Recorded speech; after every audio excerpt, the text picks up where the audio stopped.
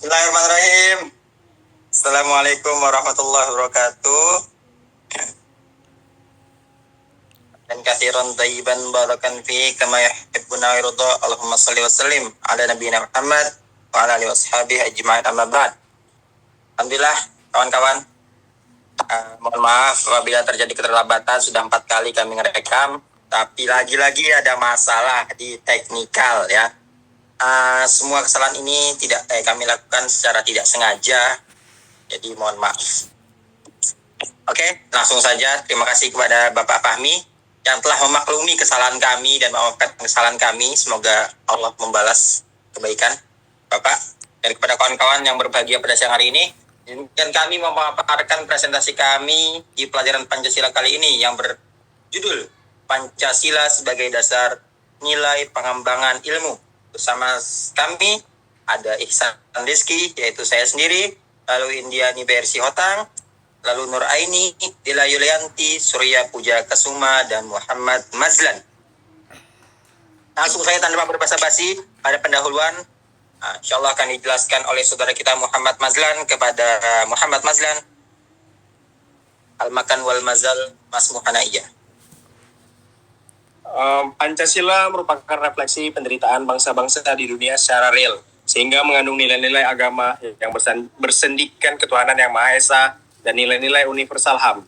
Pancasila sebagai dasar negara Indonesia memiliki pengaruh yang mendalam dalam pengembangan ilmu pengetahuan di negeri ini. Pemahaman tentang sumber historis, sosiologis, dan politis Pancasila sebagai dasar nilai pengembangan ilmu menjadi penting untuk memahami bagaimana nilai-nilai luhur ini menjadi landasan bagi kemajuan ilmu pengetahuan di Indonesia. Selanjutnya itu ada historis, sosiologis, politik Pancasila sebagai dasar nilai pengembangan ilmu di Indonesia. Sumber nilai Pancasila berasal dari 3 dimensi utama, yaitu histori, sosiologis, dan politis. Ketiganya menjadi landasan bagi pengembangan ilmu pengetahuan yang relevan dengan nilai-nilai bangsa. Poin-poin utama dari sumber historis yang pertama itu adalah tertuang dalam pembukaan Undang-Undang 1945. Lalu yang kedua ada diperkaya oleh nilai peradaban Nusantara, agama, dan perjuangan kemerdekaan.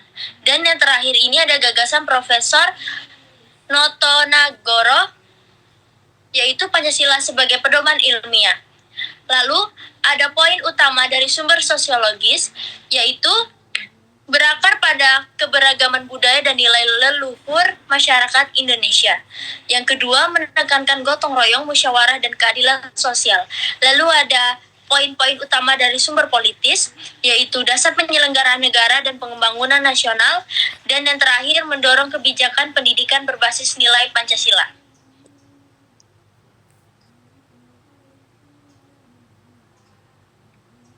Selanjutnya. Maaf. Baik, selanjutnya ada dinamika dan tantangan. Dalam implementasinya, Pancasila menghadapi sejumlah tantangan, terutama dalam menghadapi globalisasi, kapitalisme, dan pragmatisme. Tantangan ini mempengaruhi penerapan nilai Pancasila dalam pengembangan ilmu. Poin-poin utama dalam globalisasi. Pertama, ada ketergantungan pada teknologi di luar negeri. Kedua, rendahnya daya saing ilmu pengetahuan di Indonesia. Yang kedua, ada kapitalisme dan konsumerisme, yaitu fokus pada pasar menggeser orientasi nilai kebangsaan. Yang kedua, ilmu pengetahuan lebih menguntungkan kelompok elit. Dan yang terakhir ada pragmatisme, yaitu berorientasi pada hasil jangka pendek, mengabaikan nilai Pancasila. Selanjutnya, saya akan menjelaskan esensi dari Pancasila. Esensi Pancasila merupakan dasar nilai pengembangan ilmu di Indonesia. Dasar Pancasila ini terletak pada integrasi nilai-nilai yang terkandung dalam setiap sila Pancasila. Pancasila menjadi pedoman moral dan budaya dalam mengembangkan ilmu. Organisasi terletak pada membentuk generasi yang mampu menjaga identitas bangsa dan tengah arus globalisasi. Di poin-poin esensi itu, pedoman normatif mengembangkan ilmu yang sejalan dengan kebudayaan. Yang kedua, mendukung adaptasi ilmu pengetahuan dengan kearifan lokal. Nah, selanjutnya ada organisasi pendidikan Pancasila dapat memperkokoh jiwa kebangsaan sehingga menjadi dorongan pokok dan untuk jalan bagi calon pemegang estafet kepemimpinan bangsa di berbagai bidang dan tingkatan. Nah, ada poinnya. Yang pertama itu mencegah pengaruh ideologi asing. Yang kedua, membentuk generasi penerus yang menjunjung tinggi nilai-nilai Pancasila.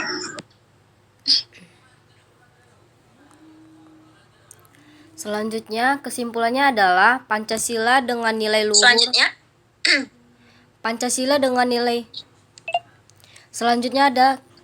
Kesimpulannya adalah Pancasila dengan nilai-nilai luhur yang bersumber dari aspek historis, sosiologi, dan politis adalah landasan utama bagi pengembangan ilmu pengetahuan di Indonesia.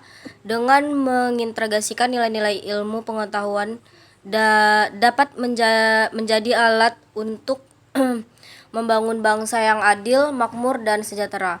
Poin-poinnya yang pertama adalah pengembangan ilmu yang harus inklusif, humanis, dan berorientasi pada kesejahteraan masyarakat.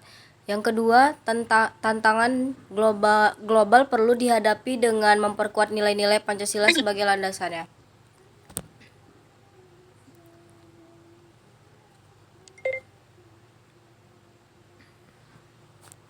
Kembali kepada moderator.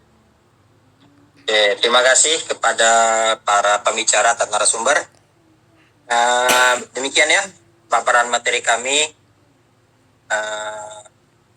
tentang Pancasila sebagai dasar nilai pengembangan ilmu, yang mana di pendahuluan tadi dijelaskan bahwa Pancasila merupakan refleksi penderitaan bangsa-bangsa di dunia secara real atau nyata, ya, sehingga mengandung nilai-nilai agama yang bersendikan ketuhanan yang Maha Esa dan nilai-nilai universal hak.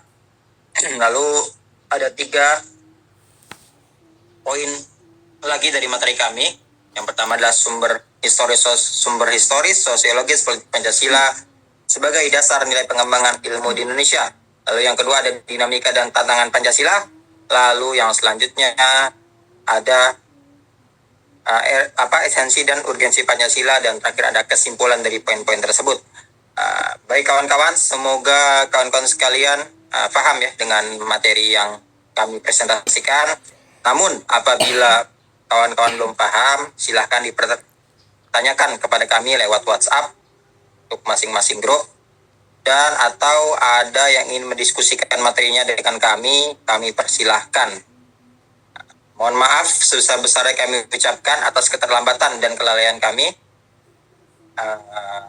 Mohon maaf. Sekian dari kami. Assalamualaikum warahmatullahi wabarakatuh.